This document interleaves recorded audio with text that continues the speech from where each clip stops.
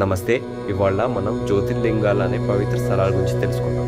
జ్యోతిర్లింగం అంటే శివుడి కాంతి రూపం అని అర్థం. ఇది భగవంతుడైన శివుడు కాంతి స్వరూపంలో భూమిపై ప్రత్యక్షమైన ప్రదేశాన్ని సూచిస్తుంది. వీటిని పూజించడం వల్ల భక్తులు పాప విముక్తి పొందుతారు, మోక్షాన్ని పొందుతారు అని నమ్ముతారు. అందులో మొదటిది సోమనాథ జ్యోతిర్లింగం. ఇది గుజరాత్లోని ప్రభాస్పట్నంలో ఉంది. దీని ప్రాముఖ్యత చారిత్రాత్మకంగా పునఃప్రారంభించిన ప్రాచీన ఆలయం. దీని ప్రత్యేకత శాశ్వతమైన కాంతి మరియు శక్తికి చిహ్నం.